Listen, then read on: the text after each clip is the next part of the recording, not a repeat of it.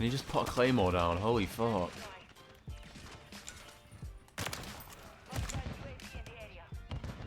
Wait, claymore, claymore, claymore. Let's go! Let's go! I know I destroyed that shit. Bro, is there a... I don't know if that one claymore counted, though. I swear it did, but it didn't pop anything up. Is that... No! No, no, no, no, no, no, no, no, no, no, no, no. No, no, no. Someone else is gonna get it. Someone else is gonna get it. Or they're gonna kill me before I can get it. Okay, I think... Did I get it? Oh! Did he just throw... He threw a proxy down! No! Oh, there! Yes! Yes! Yes! Yes! Yes! Let's go! I've definitely got forged. I just don't know why it's not popping up. 5 minutes later. Well, now's the moment of truth to see if it even tracked. Hell yeah. It did it! Yo, it just said there. Hold up. Oh, wait. Hallelujah. We did it. Let's fucking go.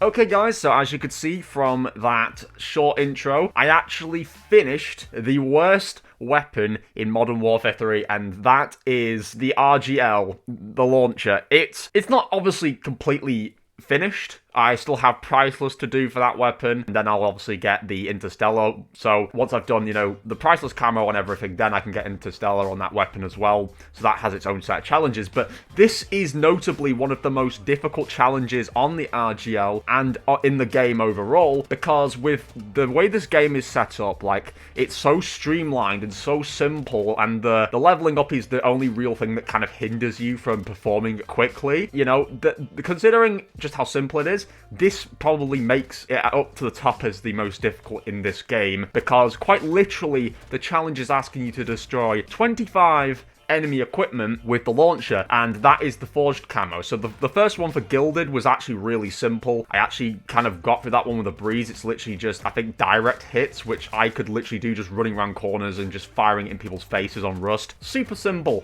But then this one was just actually asking you to destroy equipment. Now, at first glance, that doesn't sound too bad, because, like, it's just 25, and you'd think, well, oh, there's all these different equipments people place, but there is quite a weird set of rules to what they consider equipment, because when you're actually doing this challenge, the only things that track as equipment destructions are claymores and proximity mines. In other words, basically placed enemy lethals. It doesn't track anything else, like, you know, like deployable covers or trophy systems, ammo boxes, munitions box, whatever it is. None of those count as enemy equipment, even though they are enemy equipment. And if you do know from prior years, if you played the previous Call of Duties, which I imagine most of you did, the equipment in that game for challenges would classify as anything the enemy was placing. Anything that an enemy placed was equipment. And it makes sense, because it is equipment. If you place a munitions box, that's a piece of equipment that they're using. If they place a sentry gun, sure, that's not necessarily equipment because it's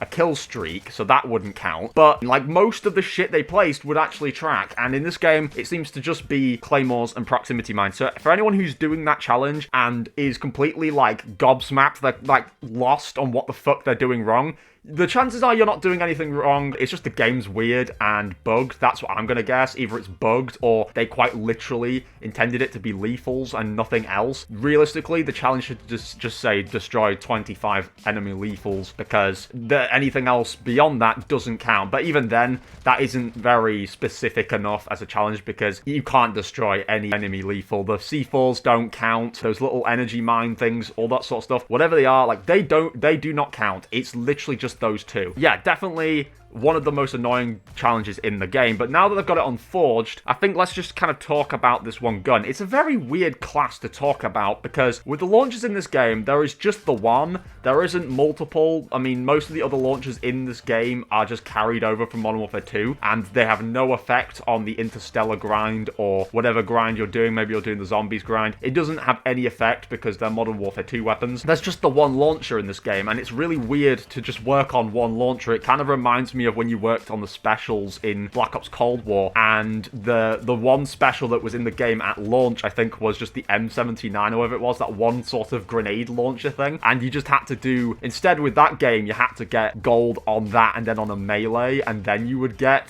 the sort of the technically the diamond camo, I guess, yes, on the knife and that special weapon. It kind of reminds me of that challenge, minus the fact that we don't have to do like a melee or something in pair with the launcher. But it's just such a weird thing to just work on one launcher. I believe there's actually another launcher coming to this game with Season 1. I've never, ever, I don't think any of us have ever seen a launcher get added in the new batch of weapons to a seasonal content drop. So that's going to be interesting to see a launcher be new to the game. I think it looks a bit like a shotgun, but it's a type of launcher. So that's going to be really interesting. But I can imagine that would confuse some people, because then they'll think they have to do 2 to get forged, and then they do just the 1 and they get, you know, forged, and they think, what the fuck? I didn't even do the other one. I'm just waiting for people to get confused by that, the people who play the game after Season 1 or people who start camo grinding after Season 1. But yeah, I actually kind of wanted to bring these videos back quite a bit, because if you remember, I made these kind of videos for Vanguard. With Vanguard, I made videos about me unlocking diamond for each weapon classes, and I would talk about the weapons and I would rank them from the best to the worst, in my opinion, to use to get diamond, and I'd talk about if diamond was worth it. If you guys remember those videos, shout out to you, because you've been around for a bit then. But Vanguard, I used to quite enjoy making those diamond videos, so I kind of wanted to bring that back for Modern Warfare 3 and talk about unlocking the forged camo for this game, or the priceless camos, and talk about the guns. Of course, here there's only one launcher to rank, so there's no way I can rank a bunch of launchers for this, because by the base set of camo challenges, without the DLCs, there is literally no more launchers in this game. There's just the one. So using the RGL, personally for me, I think was quite fun. It was a breeze from using these generic fucking peelers and strellas and rocket launchers. It's just kind of lightweight. You can run around with it. The only thing I hate about this launcher is because it's a grenade launcher, and because of the way it's set up, I guess programmed, you can't actually be moving and firing. You have to kind of stop and let it drop to your hip if you want to hip fire with it. And if you're aiming, you cannot fire the grenade until it's in full ADS. So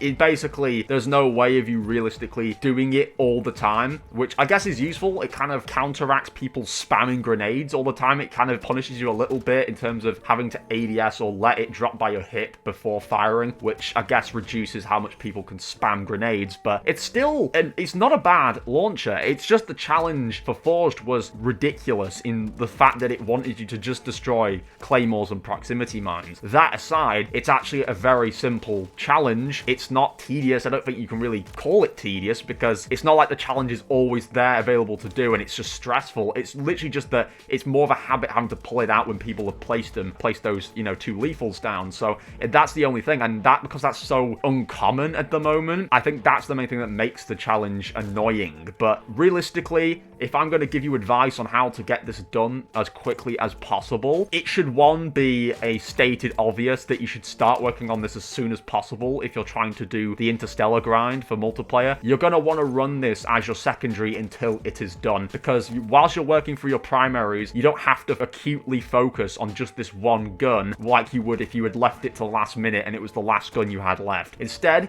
you can select it as a secondary and just pull it out whenever you see a claymore or proximity mine. Now, another thing that I will get onto, it will actually make that much more simple for you, but simply just having it as your secondary, doing your primaries, focusing on your primary challenges, and just pulling out when you need to, will basically reduce the stress of doing this gun in the camo grind. So that being said, that should be like the basic thing you're doing for this type of weapon. But then this is the bit that's going to make it a lot more easier. If you're not already doing this, this is going to be super useful advice. But for people who are already doing this, it's going to be like an eye roll. It's going to be obvious, common sense. They're going to think this is not useful. But to those who haven't done this, what you want to do is go to your class setup. At the very top, you might notice it's like a slim tab above the class setup in the way the UI looks anyway at the moment. There's like this area that talks about vests. And what you want to do is go in there and change the vest to the engineering vest or the engineered vest. Essentially what this does is it takes out your lethal and it gives you more 2 tacticals. So you're able to carry 2 stims, 2 stuns, flashes, whatever it may be. It swaps it with 2 tacticals and takes your lethal out. And what it also allows you to do is to spot enemy equipment and, you know, field upgrades, score streaks. It lets you see all of them through walls or in the air. So a UAV will be highlighted in red. Someone's sentry gun will be highlighted in red. You can see it across the map. And with these equipment, they will be highlighted in red. Now, it doesn't just let you see it right across the map, unless the map is small. You have to be in a pretty near range to those pieces of equipment before they highlight. But this makes a whole world of a difference. It makes it so much easier, so much more simple to do when you're running it as a secondary and you're just focusing on your primary guns for the camo grind, because you can just switch to the secondary, seeing that there's like a lethal placed down nearby, like a claymore. You can kind of tell it's like a tiny box on the floor. When you get near to it, you'll see the two V-shaped lasers pointing out, or you just see the shape of a disc on the floor. You'll immediately know, and you can just pull it out and blow them up, and it should say about 25 plus XP or 30 plus XP, something like that. That's how you know you've destroyed it, and you'll go back into your class setup area and you'll see that it's counted one of those destructions. So that's definitely something you want to be doing if you haven't already made that change. Now, as for other general advice for people who've already been doing that, you know, using the engineered vest and, you know, are just trying to get people to place them, something you can do, which I don't normally do because I kind of consider it cutting corners a little bit, but if you get to a point where you're getting stressed out by this challenge, just go into text chat. There is people that actually use text chat, or if you're more confident, go into voice chat and just ask people to place claymores and proximity mines. A lot of people are actually very willing to help. If you saw in my previous video, somebody randomly just requested, like they said, does anyone want help with camo challenges? And I was like, yeah, sure, I need help with the launcher. And someone else came in saying that they needed help with destroying proximities and stuff like that. So I was like, yeah, me too. And so these two people just started placing a bunch of them about, and they were just saying, come to this area, and I would just blow them up. And, you know, it was really chill because they're just enemy players helping out other people for their camo challenges, and people do that. So if you want to help people yourself, it's quite nice. You can always go in the game and offer to help other people yourself if they're doing the challenge. But yeah, there's people that are willing to help with this camo challenge, so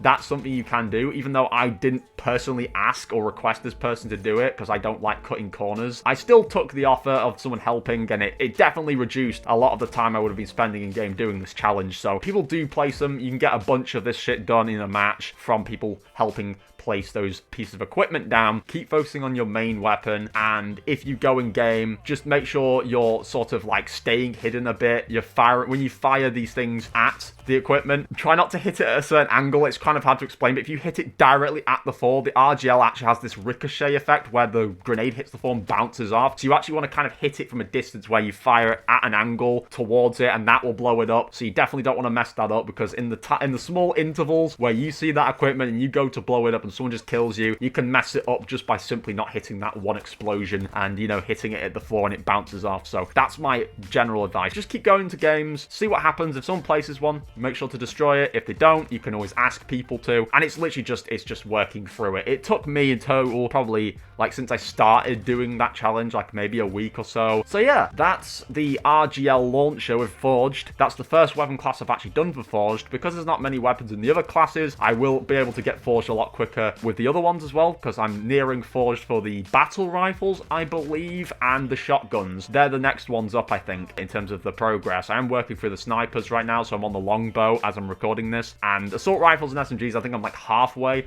So it's really a very chill camo grind, and I kind of just wanted to bring back this sort of style of videos talking about the secondary camo as opposed to just covering the inspects and the unlocks for just the final camos. So yeah, hopefully you guys did enjoy. Hopefully this in some way helped you. If it did, you know, let me know, and let me know what you think of this challenge. I know a lot of people are also really frustrated with it, but be sure to check out all the Modern Warfare 3 videos down below so you can, you know, check out more of my content like that, and join the Discord. If you're not getting notified for whatever reason, maybe your notification bell isn't working on YouTube, you can join the Discord. You get notified for all videos and everything going on, and you can leave suggestions in there if you so wish. Check out the Instagram and everything else down below. But other than that, thank you everyone for watching, and I'll catch you all in the next one. Bye, guys.